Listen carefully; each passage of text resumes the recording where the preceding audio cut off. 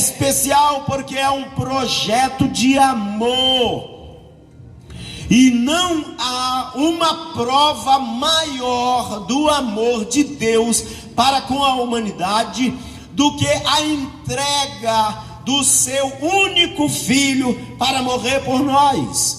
O apóstolo Paulo, falando a respeito deste amor e tentando convencer racionalmente, logicamente, as pessoas acerca da grandeza do amor de Deus para com a humanidade, ele disse que Deus provou seu amor para conosco quando enviou o seu Filho Jesus Cristo para morrer por nós, sendo nós ainda seus inimigos, estando nós separados dele. Nós não éramos amigos, nós não éramos nem colegas de Deus. Quando o apóstolo Paulo escreveu acerca da nossa condição espiritual, ele disse na carta aos Efésios, no capítulo de número 2, a carta aos Efésios, que é chamada de a carta do terceiro céu, a carta das revelações celestiais. Ele disse que o Senhor Deus nos deu vida quando nós estávamos mortos em nossas transgressões e em nossos pecados. Ou seja, por natureza nós estávamos separados de Deus por causa dos nossos pecados, e não havia harmonia entre nós e o Senhor nosso Deus. E você pode dizer assim: por que não havia harmonia entre nós e o Senhor nosso Deus? O apóstolo Paulo descreve algumas razões porque não havia harmonia. Ele disse: não havia harmonia porque todos nós andávamos neste tempo, ou em um outro tempo, segundo o príncipe da potestade do ar. Aí o texto aqui se refere a uma relação de aproximação, uma relação quase que de afetividade. Por quê? Porque nós tínhamos prazer em cumprir aquilo que o nosso adversário nos impunha, quase que como uma cobrança para o relacionamento com ele. Nós bebíamos, embora soubéssemos que o álcool primeiro fazia mal ao nosso corpo, depois fazia mal à nossa mente e depois fazia mal à nossa convivência social. Ele destruía relacionamentos entre marido e mulheres, ele destruía a estabilidade de relacionamentos conjugal, ele destruía a estabilidade de relacionamento entre pais e filhos. Era um problema, como infelizmente, lamentavelmente, ainda o é hoje em muitas famílias. Quantas esposas que vivem a amargura de ver seus esposos presos nas garras do alcoolismo. Quantos pais choram e lamentam profundamente o fato de que os seus filhos estão presos no álcool. Oh, mas não é somente o álcool. Nesta fileira, neste conjunto, está o álcool, está o cigarro, está a maconha, está o crack e muitas outras atividades que eram impostas e que ainda são impostas para nós pelo nosso adversário para nos tirar da presença de Deus. Era quase que uma cobrança. Mas pasmem, nós vemos pessoas fazendo isso e fazendo quase que num êxtase de prazer, embora as consequências sejam estas. Nós estávamos separados do plano de Deus e éramos considerados inimigos dele, porque nós vivíamos assim. Nós estávamos mortos em nossas transgressões e em nossos pecados, nos quais noutro tempo, e muitos ainda vivem hoje neste mundo, andando segundo o príncipe da potestade do ar, do espírito que opera nos filhos da desobediência. E eu vou dizer de novo: tenha muita gente que desobedece a Deus e o faz por prazer, e o faz tentando compensar a tristeza da prática anterior, mas não se volta para Deus. Mas o texto sagrado, nobre pastor, diz que Deus, o Senhor Deus, sendo Deus rico em misericórdia, por causa do grande amor com que nos amou, estando nós mortos em nossas transgressões, Ele nos deu vida juntamente com Cristo, e o fez pelo seu amor, e o fez pela sua graça, e o faz mediante a fé. E nem a fé é uma obra nossa, mas é um dom de Deus, como prova do seu amor para conosco. Então eu quero dirigir duas palavras às pessoas que não são crentes. Jesus Cristo te ama. As pessoas que estão afastadas do Evangelho, Jesus Cristo te ama. Deus te ama. O amor de Deus por você não é um amor passageiro, não é um amor transitório, não é um amor efêmero, não é um amor comprado, não é um amor que se corrompe, não é um amor que se desvanece. Ele é um amor que cresce, cresce, cresce, cresce, cresce a cada dia. Deus te ama, e porque Deus te ama, o plano dele é perfeito para você.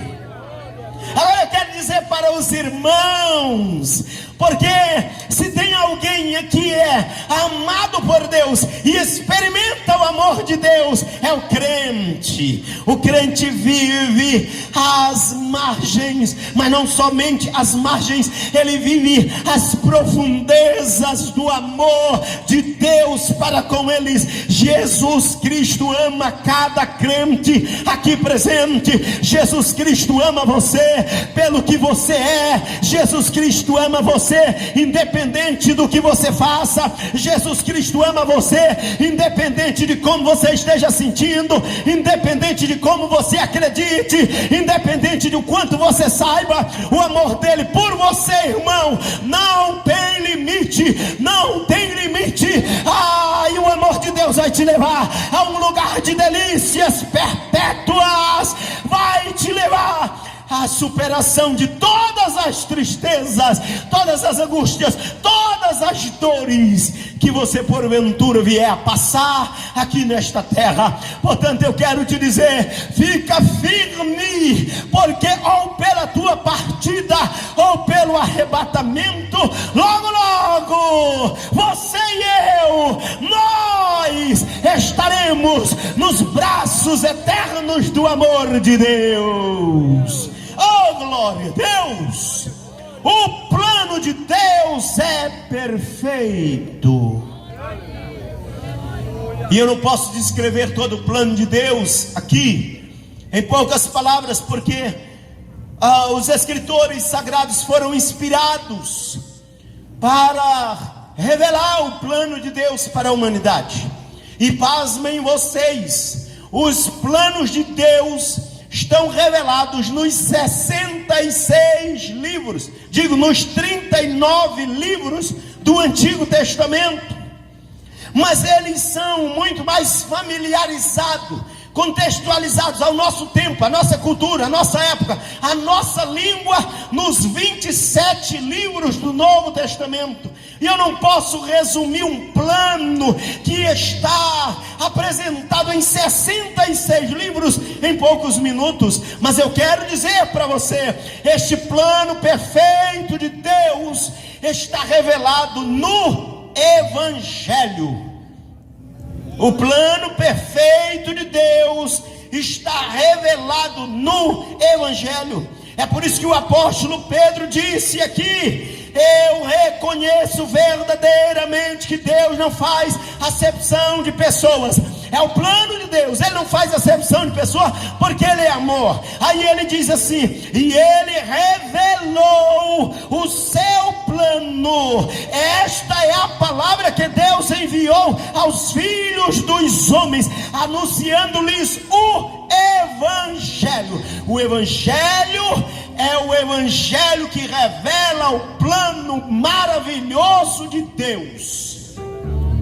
Então eu quero que você guarde na sua mente: o plano de Deus é perfeito, e o Evangelho de Deus é o Evangelho de poder.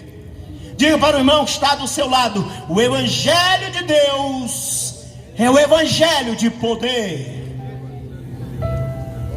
O apóstolo Paulo, falando a respeito da grandeza do Evangelho, do quão importante é o Evangelho, da sua influência para o mundo, da sua influência para os homens, da estima que os homens devem ter pelo Evangelho, os homens que só creem no Evangelho, e os homens que creem no Evangelho e são pregadores do Evangelho. Ele, na qualidade de pregador do Evangelho, ele disse: eu não me envergonho do Evangelho. Ele disse: eu não me envergonho do Evangelho. E nós podemos enumerar algumas razões pelas quais ele dizia que não se envergonhava do Evangelho, independente das afirmações, das justificativas seguintes apresentadas neste texto. Ele disse: eu não me envergonho do Evangelho, porque o Evangelho foi a luz que iluminou o meu entendimento e me tirou das trevas. Ele disse: eu não me envergonho do Evangelho, porque o Evangelho foi a fonte da revelação de Deus para a humanidade. Ele disse: eu não me envergonho do Evangelho, porque o Evangelho é o complemento da ação de Deus e da manifestação do seu amor para resgatar os homens, complementando aquilo que a lei não conseguiu fazer. O Evangelho de poder é o Evangelho do Senhor Jesus Cristo. É por isso que o Evangelho é uma ideologia. É por isso que o Evangelho é um objeto de crença. É por isso que o Evangelho é um Evangelho de obra literária. E como a informação chega à mente das pessoas através da leitura das Escrituras, o adversário arquitetou durante séculos a destruição, a aniquilação do Evangelho através das Escrituras. É por isso que eles queimavam Bíblias e ainda queimam até hoje. Em muitos países, em muitos lugares, eles queimam as Bíblias, eles não aceitam a Bíblia. É por isso que muitas pessoas hoje são influenciadas a não acreditar, a não ler a Bíblia, a não pesquisar a Bíblia. Sabe por quê? Porque eles sabem que o Evangelho tem um poder especial. O Evangelho influencia vidas, o Evangelho muda culturas, o Evangelho transforma. O Evangelho, disse o apóstolo Paulo, é o poder de Deus para a salvação de todo aquele que crê. Quando nós pregamos o Evangelho muda vidas. O Evangelho reconstrói limites sociais. O Evangelho promove paz entre famílias. O Evangelho reconcilia irmãos. O Evangelho muda um estado, muda um município, ele muda um estado, ele muda um país, ele muda uma nação. O Evangelho de Deus é o Evangelho de poder. E eu, meu amigo, a minha amiga, você veio aqui esta noite e você não vai ver nós deixarmos de falar do Evangelho de Jesus para falarmos de ciência, de política, para falarmos de religião, para falarmos de qualquer outra coisa, porque a Bíblia diz: o Evangelho é poderoso para produzir fé no coração dos homens. O Evangelho é o Evangelho de poder, mas o Evangelho é o Evangelho que convence os homens. É por isso que João Batista começou o seu ministério pregando o Evangelho. É por isso que Jesus Cristo iniciou o seu ministério pregando o Evangelho. É por isso que Jesus Cristo, ao morrer, ele desceu às partes baixas da terra e pregou às almas e aos espíritos que estavam em cadeias o Evangelho de poder. Aleluia! E esta noite nós estamos aqui dizendo para você: creia no Evangelho do Senhor Jesus Cristo, porque Ele é o Evangelho de poder e porque Ele é o Evangelho da fé. Mas como eu disse, não posso dissecar todo este assunto agora. Então eu vou para o terceiro aspecto. O plano de Deus, primeiro, é um plano de graça, é um plano maravilhoso. Segundo, ele é revelado pelo Evangelho de poder. E em terceiro lugar, ele é o Evangelho da oportunidade. Ele é o Evangelho da escolha. Ele é o Evangelho da decisão. Ele não é o Evangelho da imposição.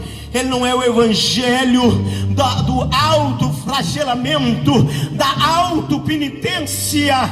Não. O Evangelho é um Evangelho de oportunidade, em amor e em graça.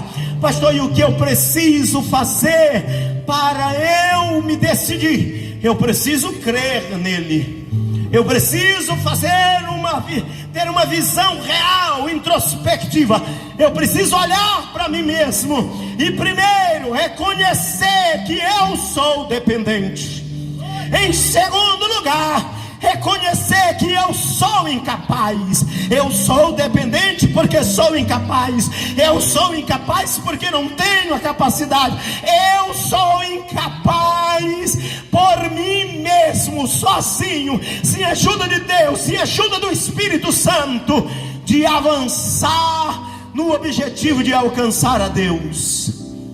Então, pastor, como é que eu vou fazer? Se eu não tenho capacidade, se eu não posso sozinho, o que eu vou fazer? Eu vou entregar a minha vida àquele que pode fazer por mim. E esta decisão, primeiro, é uma decisão individual. E se é uma decisão individual, não pode ser feita pelo pai em favor do filho, não pode ser feita pela mãe em favor da filha. Cada um faz a sua decisão. E outra coisa, o Senhor Deus olha, vê e conhece, sonda, percebe, avalia. Ele entende o efeito de cada decisão, da decisão individual de cada um. Oh, esta noite, amigo, o Senhor Jesus Cristo deseja que você faça a sua decisão esta noite.